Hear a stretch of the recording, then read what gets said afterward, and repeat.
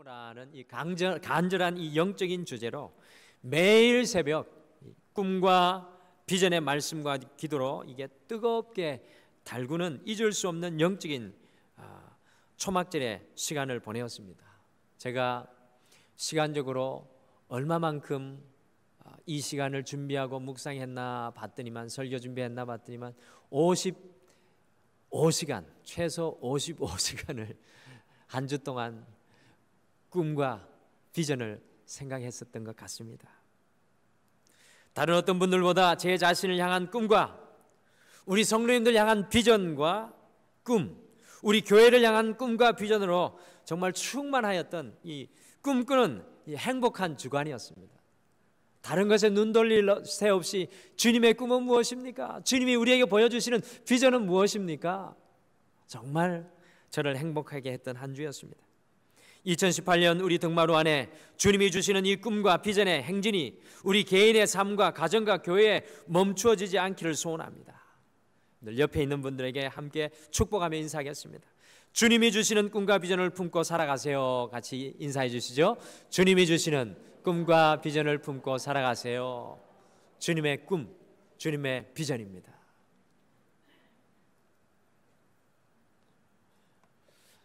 어, 1월에는 아시죠? 우리의 등마루의 영적 과제가 주님이 주시는 꿈과 비전을 품어라. 여러분들 1월은 자나 깨나 꿈과 비전입니다. 아침에 일어나면 주님 꿈과 비전 무엇입니까? 일제시대 말기에 전라북도 청웅에서 태어난 소녀는 어린 시절 이 머슴살이를 할 만큼 가난하였습니다. 소녀는 온갖 고생 끝에 18살에 이 중학교를 졸업하고 무작정 서울로 상경하여서 이 신문팔이, 구두 닦기를 하면서 고향에서처럼 교회를 열심히 다녔습니다. 어느 날 예배 드리는 중에 이 가난한 한국을 농업혁명으로 살리겠다는 이 주님 주시는 꿈과 비전을 그의 작은 가슴 속에 품게 되었습니다. 그 청년은 농업이 발달한 덴마크에서 공부하고 싶어서 덴마크 국왕에게 꿈과 비전으로 무작정 편지를 보내었습니다. 이 꿈과 비전 있는 사람은 좀 무모해 보입니다. 바보스러워 보입니다. 덴마크 국왕에게 무작정 꿈과 비전으로 무장을 하면서 그곳에서 공부하고 싶다고 편지를 보내었습니다. 무모한 도전 같았으나 놀랍게도 덴마크 국왕으로부터 모든 유학 비용을 대겠다는 답장을 받아내었습니다. 그는 홀로 이 덴마크로 건너가 유학을 마쳤고요. 그 뒤 이 농업으로 유명한 이스라엘로 또 건너가서 그 농학 박사학위를 받았습니다. 결국 가난한 농부의 아들이 한국 농학계의 거목이 되었습니다. 여러분들, 이 이야기는 바로 꿈과 미래를 결정한다. 꿈과 믿음이 미래를 결정한다. 꿈과 믿음이 미래를 결정한다의 저자인 전 건국대학교 부총장이었던 류태영 박사님의 이야기입니다. 아주 신실한 신앙인이죠.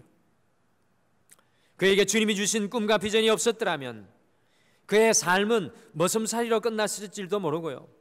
그의 잠재력, 그의 안에 있는 무궁무진한 잠재력은 전혀 개발될 길이 없었을 것입니다. 꿈과 비전을 품었을 때 머슴에서 세상을 주도하는 인생으로 변화되는 삶의 혁명을 경험하게 되었습니다. 토마스 케리라는 사람은 위대한 사람이란 따로 없다. 위대한 사람이란 따로 없다. 단지 위대한 꿈이 있을 뿐이다 라고 하였습니다. 주님이 주시는 꿈과 비전은 우리를 세워가고 건축하여가는 하나님의 영적인 건축 재료입니다. 여러분들 기억하십시오.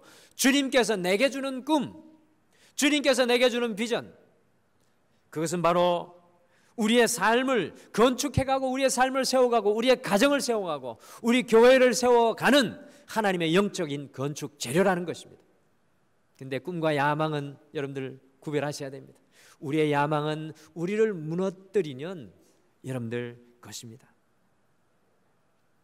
주님이 주시는 꿈과 비전은 우리를 세워가고 건축하여가는 이 하나님의 영적 건축 재료인데, 잠언 29장 18절을 킹 제임스 버전으로 영어 성경으로 보면 다음과 같이 말씀합니다. Where there is no vision, the people perish.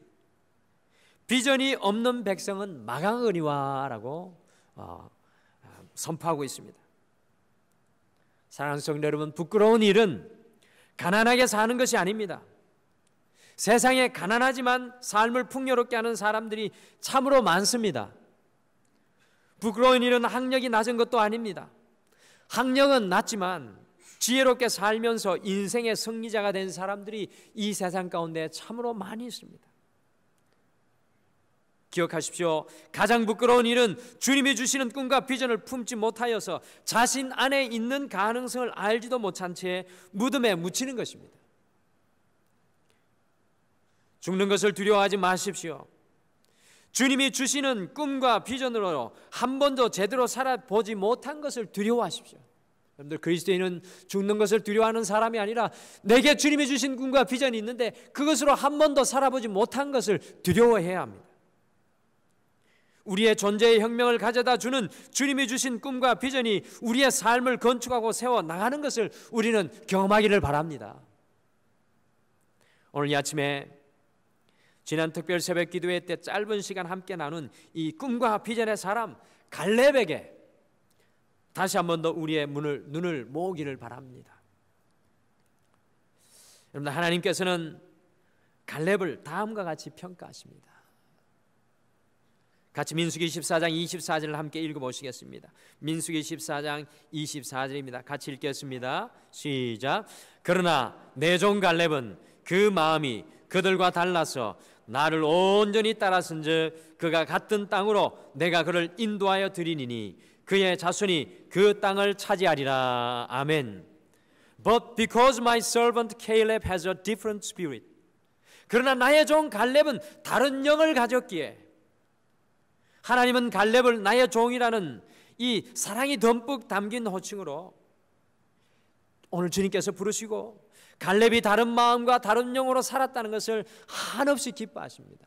저는 성경 속에 한 사람을 두고 이와 같이 기뻐하고 이와 같이 그 사람을 높이는 우리 주님의 이 모습은 많이 본 적이 없습니다. 갈렙이 다른 마음과 다른 영으로 살았던 것을 우리 하나님께서 한없이 기뻐합니다. 여러분들, 이 말씀을 쉽게 말씀드리면 갈렙은 주님이 주시는 꿈과 비전으로 다른 사람과 차별화된 마음과 심령으로 살았다는 것입니다. 주님이 주신 꿈과 비전을 품으니까 그 인생이 차별화되는 것입니다. 오늘 이 시간은 이 내 삶의 건축자 예수 그리스도, 우리 등마루의 2018년의 주제 부제입니다. 내 삶의 건축자 예수 그리스도, 오직 그리스도로 세워져 가게 하소서. 부제 내 삶의 건축자 예수 그리스도. 그 세 번째 시간을 우리가 이어가면서 꿈과 비전으로 차별된 인생으로 지어져 가라. 꿈과 비전으로 차별된 인생으로 지어져 가라는 제목으로 갈렙이 어떻게 차별된 꿈과 비전으로 다른 모든 사람들과 다른 마음과 영을 품고 살았는지 우리가 이 시간 함께 묵상하도록 하겠습니다. 과연 갈렙이 꿈과 비전으로 어떻게 차별된 인생으로 건축되어질 수 있었을까요? 첫 번째, 꿈과 비전으로 차별된 인생으로 지어진 갈렙은 왜라는 질문이 아니라 어떻게라는 질문으로 살았습니다. 갈렙은 왜라는 why가 아니라 어떻게라는 how의 질문으로 살았습니다. 사실 갈렙은요, 인생의 굉장히 불리한 조건과 이 상황을 극복한 사람이었습니다. 민수기 13장 6절은 여분네의 아들 갈렙이 유다 지파를 대표해서 가나안 땅을 이 정탐한 지도자로 뽑히게 된 것을 말하고 있습니다. 여러분들, 성도님들께서 잘 아시다시피 이 유다 지파는 다른 지파를 인도하는 지파로 아주 중요한 지파인데, 가나안 땅을 정복하기에 앞서서 12명의 정탐꾼 중에 한 명으로, 그것도 유다 지파의 대장으로 이 갈렙이라는 사람이 오늘 선임이 되었습니다. 대단한 갈렙입니다. 갈렙을 우리가 가볍게 봐서는 안 돼. 갈렙은 굉장히 대단한 사람입니다. 여호수아 14장 6절에서는 갈렙이 그니스 사람이라는 또 하나의 단서를 우리에게 제공해 주고 있습니다. 창세기 15장 18절과 19절에 보시면 그니스 사람은 본래 이스라엘 사람이 아니라 팔레스타인 땅에 살았던 이방인이었습니다. 그래서 쉽게 말씀드리면 갈렙은 본래 이스라엘 사람이 아니었다는 것입니다. 여러분, 갈렙은 이스라엘 사람이 아니었습니다. 유다 지파도 아니었습니다. 그런데 과연 어떻게 이방인의 피를 가진 갈렙이 이스라엘의 12지파의 정탐꾼 중에 한 명으로, 그것도 이스라엘의 12지파 중에 인도하는, 리딩하는 유다지파의 대표로 뽑히게 되었을까요? 여러분들, 유대인은 이방인들에게 대한 엄청난 편견을 가지고 있어서 사람으로 취급하지 않을 정도였습니다. 이스라엘 남자들이 아침에 눈을 뜨고 드리는 3가지 감사 기도가 있는데, 그 중에 첫 번째가 하나님, 제가 이방인이 아니라 하나님의 선민으로 태어나게 된 것을 감사합니다. 이방인이 아니라 선민인 유대인으로 태어난 것을 감사하였습니다. 그럼 한번 생각해 주십시오. 그러니 갈렙이 성장 과정에서 이스라엘 사람들과 섞여 살면서 얼마나 많은 수모와 경멸과 질시를 받았으며 이스라엘 백성들의 한복판에서 자라나야 했을까요? 그럼에도 불구하고 갈렙은 당당히 이스라엘을 인도하는 훌륭한 지도자가 될 수가 있었습니다. 여러분들, 만약 갈렙이 자신의 바꿀 수 없는 운명을 생각하고 이것에 붙들려서 자신의 대부분의 시간에 그것을 생각하고 묵상하고 보냈다면 여러분들 어떻게 되었을까요? 인생을 살면서 바꿀 수 없는 것이 있고요, 우리의 인생 가운데 살면서 바꿀 수 없는 것이 있고요, 바꿀 수 있는 것이 있습니다. 저 유명한 라이놀드 니브라는 기독교 학자의 글 가운데 우리에게 잘 알려진 이런 기도가 있습니다. 스크린을 한번 보시면 좋겠습니다. 하나님, 제가 바꿀 수 없는 것을 받아들이는 평온한 마음과, 하나님, 제가 바꿀 수 없는 것을 받아들이는 평온한 마음과, 바꿀 수 있는 것을 바꿀 수 있는 용기와 그 둘을 구별할 수 있는 지혜를 주소서. 여러분들, 어떤 사람은요, 이 바꿀 수 없는 것을 평생 묵상하며 살아갑니다. 바꿀 수 없는 것을 그냥 붙들고 거기에 묶여 살아가는 사람이 있습니다. 내가 왜 이런 집안에서 태어났을까? 왜 하필이면 저런 사람이 제 아버지와 어머니가 되었을까? 저도 그런 생각을 한 적이 좀 있었습니다. 제가 성숙하지 못하였을 때, 저희 집안이 어려울 때마다 아버지와 어머니의 핑계를 많이 댔습니다. 왜? Why?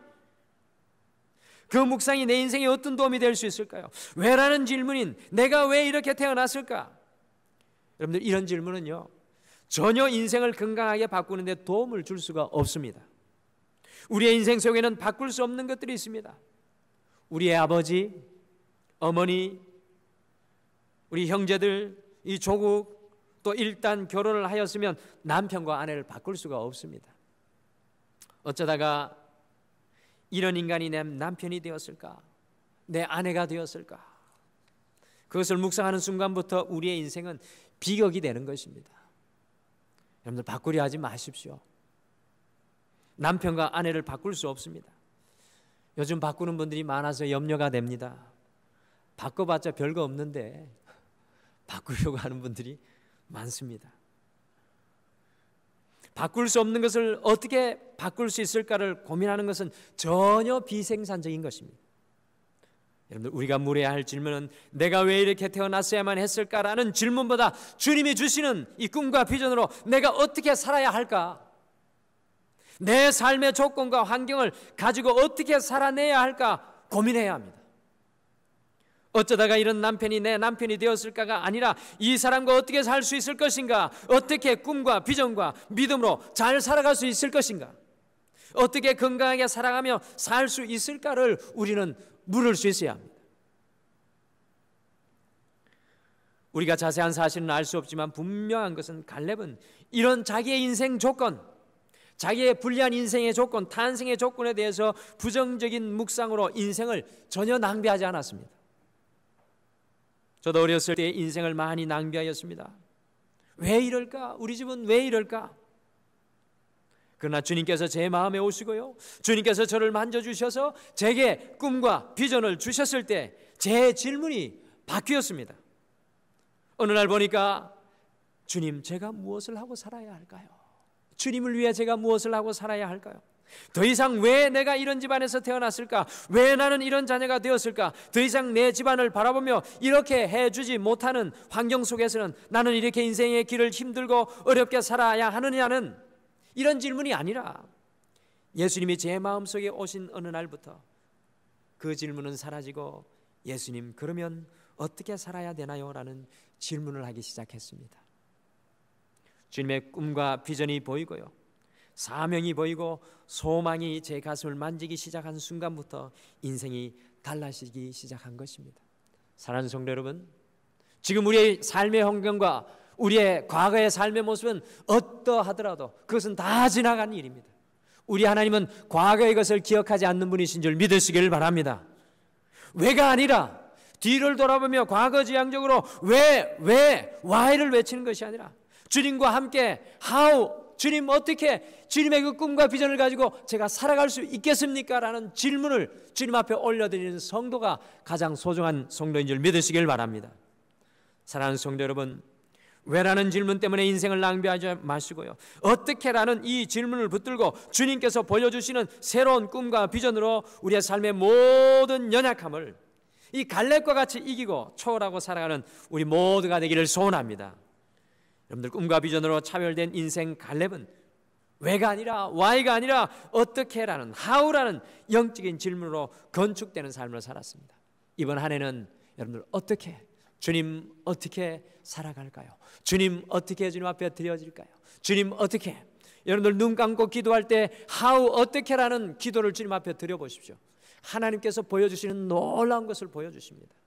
제가 그것을 경험했습니다. 지난 한 주도 그것을 충만하게 경험했습니다. 두 번째, 꿈과 비전으로 차별된 인생으로 지어진 갈렙은 그래서가 아니라 그럼에도 불구하고의 결론으로 살았습니다. 그래서가 아니라 그럼에도 불구하고의 결론으로 살았습니다. 이스라엘의 12지파에서 뽑혔던 이 12명의 점탕꾼들은 아주 똑똑한 사람들, 민첩한 사람들, 강건한 사람들이었습니다. 여러분들, 이 12명의 대표자들이 얼마나 명석하고 민첩하였으면 40일 동안을 그 넓은 가나안 땅을 다 돌아보면서 아주 객관적으로 가나안 땅의 국력과 상황을 정확하게 보고합니다. 그런데 우리를 놀라게 하는 것은요, 10명의 정탐꾼과 갈렙의 결론이 달랐다는 것입니다. 12명의 정탐꾼은 모두가 같은 양의 정보와 같은 내용의 정보를 모았음에도 불구하고 10명과 2명의 결론이 판이하게 틀립니다. 10명의 정탐꾼들은 가나안 땅의 구체적인 정보를 아주 상세히 정탐하고 연구함을 통해서 그래서 우리는 그 백성을 칠 수 없다는 결론을 내렸습니다. 그러나 갈렙은요, 이 10명의 정탐꾼들과 똑같은 정보와 내용을 가졌음에도 불구하고, 그럼에도 불구하고 여호와께서 함께 하시니 능히 이길 수 있다는 결론을 내렸습니다. 여러분들이 도대체 뭐가 차이가 나는 겁니까? 왜 이런 현상이 일어나는 겁니까? 우리의 인생 가운데도 이와 같은 삶의 이 차이가 드러납니다. 10명의 정탐꾼은, 이 10명의 정탐꾼의 신앙은 다름이 아니라 그레스의 영과 마음이었습니다. 자신들이 마주대하고 있는 가나안의 상황을 자세히 연구하고 생각하고 지어보니까 그래서 할 수 없다는 결론을 내렸습니다. 그레스의 신앙 판단 기준은 전부 보이는 것에 의존하는 것입니다. 민수기 13장 28절 보십시오. 그러나 그 땅 거주민은 강하고 성읍은 견고하고 심이 클 뿐만 아니라 거기서 아낙 자손을 보았으며 거인을 보았다는 겁니다. 민수기 13장 32절 말씀을 보시겠습니다. 거기서 본 모든 백성은 신장이 장대한 자들이며 또 보았다고 이야기하죠. 신명기 13장 34절 말씀에 거기서 네피림 후손인 아낙 자손의 거인들을 보았나니 보이는 것은 다 큰 것밖에 안 보입니다. 같은 절에서는 또한 우리는 스스로 보기에도 메뚜기 같으니, 남들 큰 것만 보고 나니까 자기들은 메뚜기 같은 겁니다. 메뚜기 컴플렉스가 여기서 나오는 겁니다. 10명의 정탐꾼은 그저 보이는 것에만 의존하여서 결정합니다. 지극히 상식적으로 보입니다. 지극히 합리적으로 보입니다. 이와 반대로 갈렙은 그럼에도 불구하고 그 영과 마음을 가졌습니다. 갈렙도 똑같은 것을 보았을 것입니다. 똑같은 것을 느꼈을 것입니다. 하지만 갈렙의 결정은 상황에 의존하는 것이 아니었습니다. 갈렙의 결정은 정보에 의존하는 것이 아니라 바로 믿음과 비전에 의존하는 것입니다. 모든 것이 가능하지 않을 것 같은 상황 속에서도 상황을 의존하지 않았던 갈렙은 그럼에도 불구하고의 마음과 영, 곧 그럼에도 불구하고의 비전이 그 가슴 속에 뜨겁게 차올랐습니다. 갈렙은 믿음의 눈으로 세상을 보았습니다. 10명의 정탐꾼들은 자신들의 지식과 상식과 sen상으로 이 세상을 볼 때요, 갈렙은 믿음으로 세상을 보았습니다. 여러분들 잊지 마시길 바랍니다. 지극히 상식적으로 합리적인 마음으로 살아가는 성도는 지극히 상식적이고 합리적인 그레스의 은혜밖에 경험하고 살아가지 못합니다. 그러나 상식과 합리와 이성을 넘어서서 그럼에도 불구하고의 결론으로 살아가면 초월의 은혜를 경험하게 되는 것입니다. 비록 가난한 거민들이 거인과 같고 그들의 무의가 발달하였고 힘이 장사와 같다고 해도 하나님 앞에서는 그것은 아무것도 아니요 믿음이 세상을 이길 것이라는 그럼에도 불구하고의 믿음이 바로 비전의 사람 갈렙의 비범함이었습니다. 우리는 너무나 많은 순간에 10명의 정탐꾼들과 같이 단순히 그레스의 마음으로 살아가고 있습니다. 비전의 사람은 세상의 환경과 세상의 상식의 마음과 영인 그레스의 마음이 아니라 날마다 믿음의 눈으로 세상을 바라보며 갈렙과 같이 그럼에도 불구하고의 마음으로 살아가야 합니다. 미국의 강철한 앤드류 카네기는 젊은 시절 이 세일즈맨으로 이 집 저 집 방문하면서 물건을 팔러 다녔습니다. 큰 철강을 일으켰던 미국의 대부호 앤드류 카네기도 젊은 시절에는 세일즈맨이었습니다. 어느 날 한 노인댁을 방문하게 되었는데 그 집을 들어서자마자 카네기를 완전히 압도해 버리는 것이 있었습니다. 그것은 그 집 벽 한가운데 걸린 그림이었습니다. 그 그림은 황량해 보이기까지 하는 쓸쓸한 해변에 이 초라한 이 나룻배 한 척과 같이 낡아빠진 녹아 이 썰물에 밀려 흰 백사장에 제멋대로 널려 있는 그림입니다. 우리 전사님 그림 한번 보여주시죠. 그런데 여러분들 보시는 이 그림 하단에 그럼에도 불구하고 반드시 밀물 때가 온다. 그때 나는 바다로 나아가리라. 짧은 글귀가 적혀 있습니다. 그럼에도 불구하고 사방을 둘러봐도 밀물이 들어오는 것은 보이지 않습니다. 그러나 그럼에도 불구하고 반드시 밀물 때가 온다. 그때 나는 바다로 나아가리라는 그 글귀가 고백되어져 있었습니다. 카네기는 그림과 글귀에 크게 감명을 받았습니다. 집에 돌아와서도 그는 그 그림으로 인하여 잠을 이룰 수가 없었습니다. 그래서 다시 그 노인의 댁에 찾아가서 그 노인에게 부탁하기를 세상을 떠나실 때에는 그 그림을 자신에게 꼭 달라고 간곡하게 부탁을 하였습니다. 그의 간절한 부탁을 받은 이 노인은 결국 그 그림을 카네기에게 주었는데요. 카네기도 그의 사무실 정중앙에다가 그 그림을 일생 동안 걸어놓았습니다.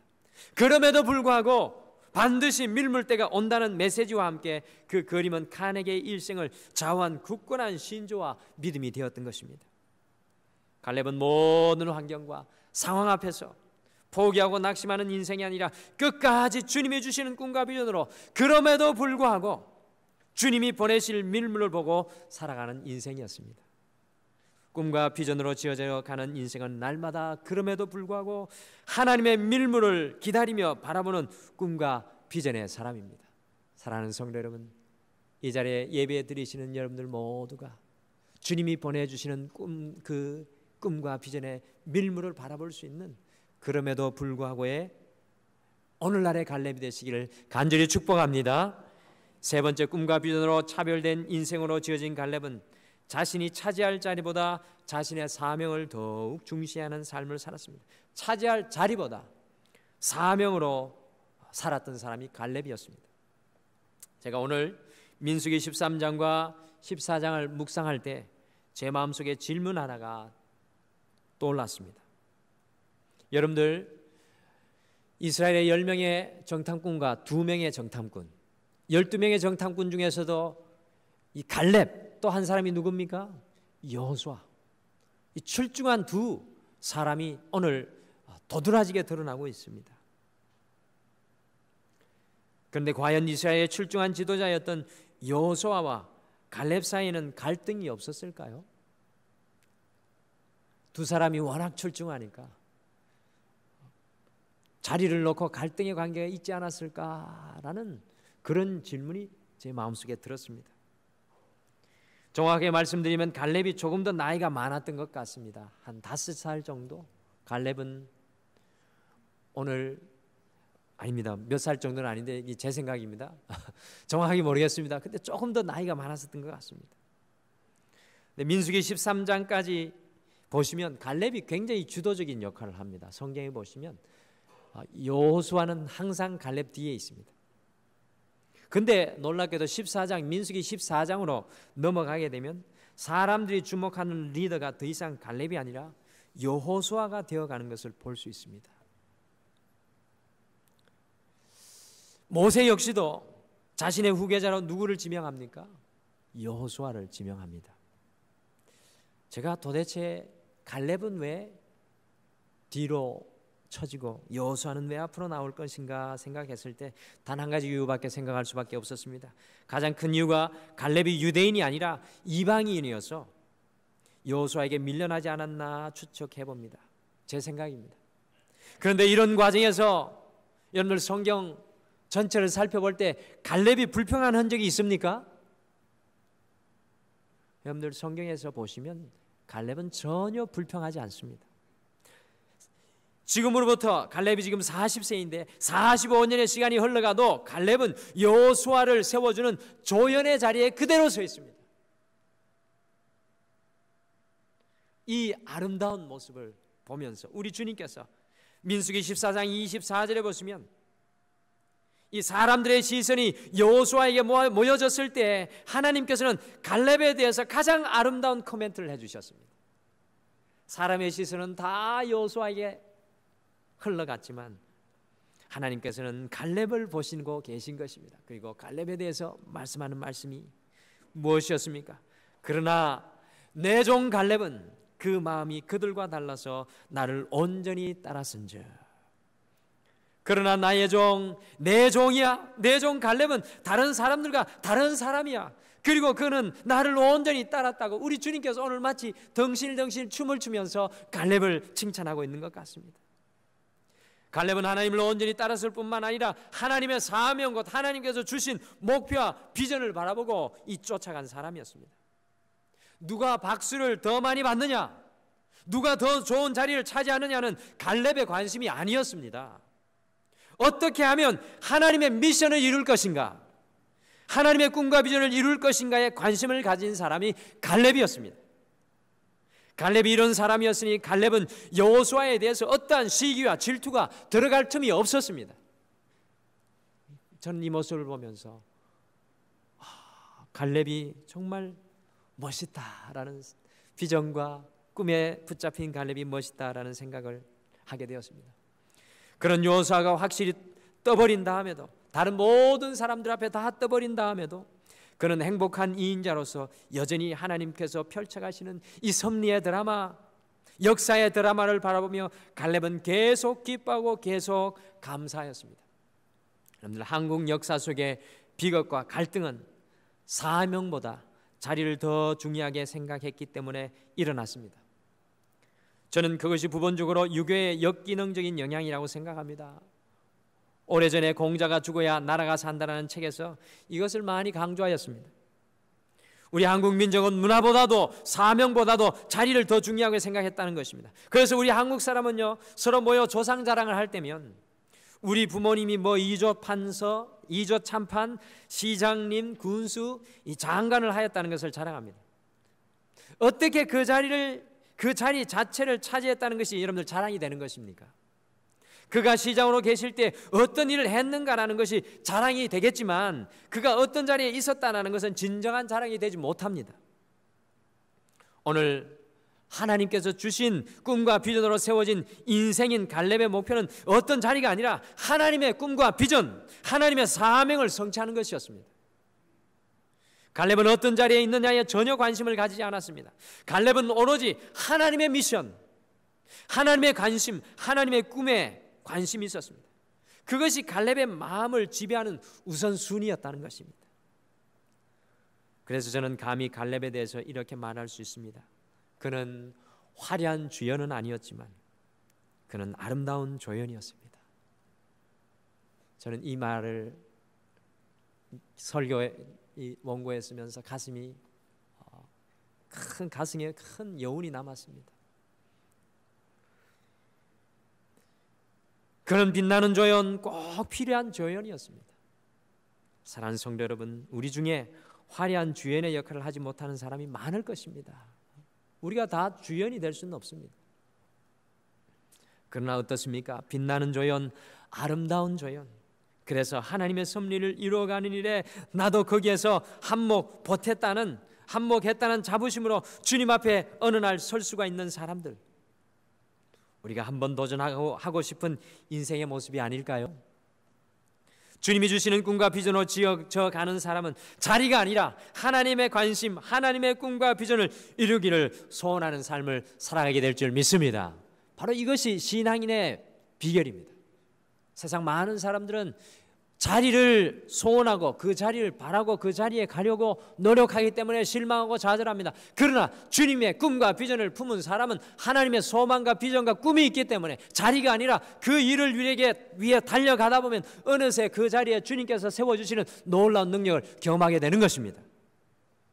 사랑하는 성도 여러분, 주님께서 여러분에게 주시는 사명, 꿈과 비전은 무엇입니까? 꿈과 비전으로 차별된 인생으로 건축된 이 갈렙의 삶을 함께 돌아보면서 우리 역시도 꿈과 비전으로 하나님께 차별된 인생이 되기를 간절히 소원합니다. 여러분들, 이제는 평범한 인생 되지 마십시오. 주님이 주신 꿈과 그 비전으로 차별화되어야 합니다. 달라져야 합니다.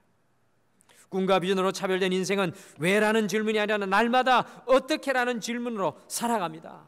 이번 한 주 내내 why가 아니라 how. 주님, 제게 이 어려움과 아픔이 왜 있습니까? 이것이 아니라 주님, 제게 주신 이 어려움으로 제가 how, 어떻게 살아가야 하겠습니까? 어떻게 주님의 영광을 드러내야 하겠습니까? 꿈과 비전으로 차별된 인생은 그래서의 결론이 아니라 날마다 그럼에도 불구하고 그 결론으로 살아갑니다. 내가 보는 것으로 살아가는 것이 아니라 세상의 합리화, 세상의 이론과 세상의 것들을 보고 살아가는 것이 아니라 그것을 넘어서서 살아계신 여호와 하나님, 나의 인생을 꿈과 비전으로 이끌어가시는 그럼에도 불구하고의 하나님을 바라보고 살아가는 사람이 바로 차별화되는 인생입니다. 꿈과 비전으로 차별된 인생은 차지할 자리보다 자신의 사명으로 살아가는 사람입니다. 사랑하는 하나님의 사람, 하나님의 종, 하나님의 믿음의 형제 자매 여러분, 이번 한 주 꿈과 비전으로 차별되십시오. 마지막으로 옆에 분들에게 축복해 주시죠. 꿈과 비전으로 차별되십시오라고 축복해 주시길 바랍니다. 꿈과 비전으로 차별되십시오. 차별시키지 말고 차별되십시오.